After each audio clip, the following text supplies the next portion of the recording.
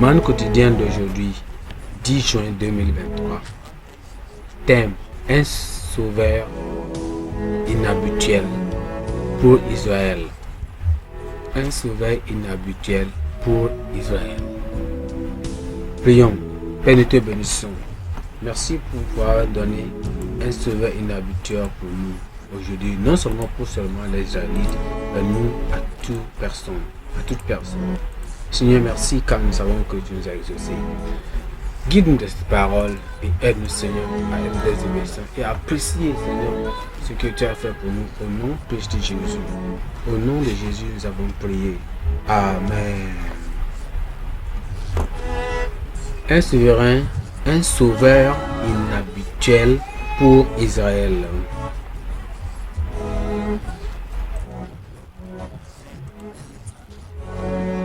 Notre lecture est prise dans le livre de Deuxième roi, chapitre 13. Nous allons à partir du verset 1 jusqu'au verset 9. Deuxième roi, chapitre 13, nous allons à partir du verset 1. La 23e année de Juda, Joas, fils d'Achazia, roi de Juda, Joachaz, fils de Jéhu, régna sur Israël à Samarie et il régna 17 ans. Il fit ce qui est mal aux yeux de l'Éternel. Il commit les mêmes péchés que Jéroboam, fils de Nabat, qui avait fait pécher Israël et ne s'en détourna point. La colère de l'Éternel s'enflamma contre Israël et il les livra entre les mains de Hazaël, roi de Syrie, et entre les mains de Ben-Hadad, fils d'Israël, tout le temps que ces rois vécurent. Joachaz implora l'Éternel, l'Éternel exauça, car il vit l'oppression sur laquelle le roi de Syrie tenait Israël.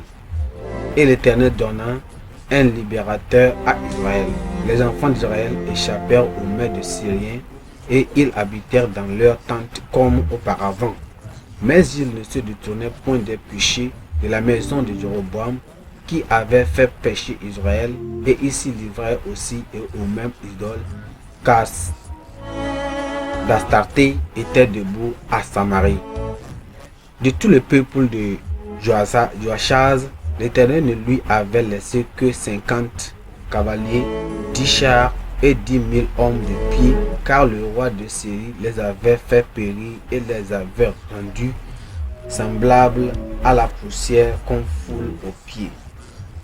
Le reste des actions de Joachaz, tout ce qu'il a fait et ses exploits, cela n'est-il pas écrit dans les livres de chroniques des rois d'Israël? Joachaz se coucha avec ses pères et on l'enterra à Samarie, et Joas, son fils, régna à sa place. Le verset 5 est le verset clé. Et l'Éternel donna un libérateur à Israël. Les enfants d'Israël échappèrent aux mains des Syriens et ils habitèrent dans leurs tentes comme auparavant. Si vous voulez que nous parlions de quoi? Un sauveur inhabituel pour Israël. La miséricorde de Dieu envers Israël et par extension ses enfants confiants ne manque pas. Il est intéressant de poser que Dieu a pu utiliser un roi comme Joachaz, le fils de Jéhu, qui a fait le mal et a suivi les mauvais exemples de Jéroboam, le fils de Nabat, dont la vie et les actions ont orchestré l'idolâtrie à grande échelle en Israël pour remporter une victoire décisive pour un peuple oppressif et une nation méchante comme comme la Syrie est instructive ici. Si on se souvient un peu, on va voir que quoi? Un auteur-compositeur des chansons a écrit un jour ceci: Dieu se déplace d'une manière mystérieuse. Afin d'accomplir ses merveilles, il plante ses pas dans la mer. Il chevauche la tempête. Il a été dit que Hazaël, roi de Syrie, et Ben-Hadad, son fils, ont opprimé Israël tous leurs jours. Dans 2 Rois chapitre 1, verset 3. Avant cela, le même roi Hazaël avait opprimé Juda, ce qui avait amené le roi Joas à rassembler et à remettre tous les vases sacrés du culte et les trésors spécieux que ses pères, Josaphat, Joram et Achazia, avaient accumulés dans la maison de Dieu. Il remit tout au roi de Syrie.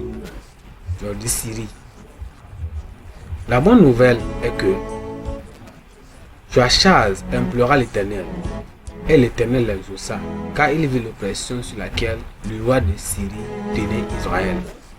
Cela nous est dit dans 2 Rois, chapitre 1, verset 4. Le Seigneur a mené ce roi dans la bataille contre la Syrie et les a vaincus rapidement, afin que la paix, le progrès et la prospérité reviennent aux enfants d'Israël. Il n'y a aucune situation que Dieu ne puisse changer, et il n'y a aucun vase qu'il ne puisse utiliser si nous pouvons humblement rechercher son visage et son assistance lorsque nous sommes confrontés à des situations tellement redoutables.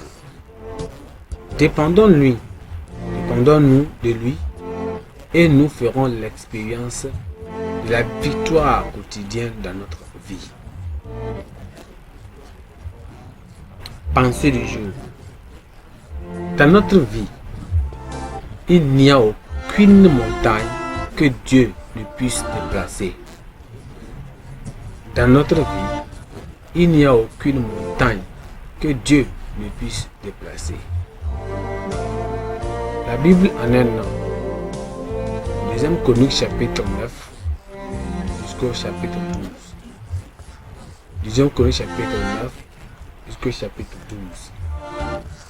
Prions. Seigneur, nous te remercions. Nous te glorifions encore pour aujourd'hui. Seigneur, merci encore pour cette parole. Oh Lord, nous savons que tu es un Dieu grand. Aide-nous, Seigneur, que nous savons avec toi de nos côtés. Nous n'avons rien, Seigneur, à craindre. Parce que nous avons toi.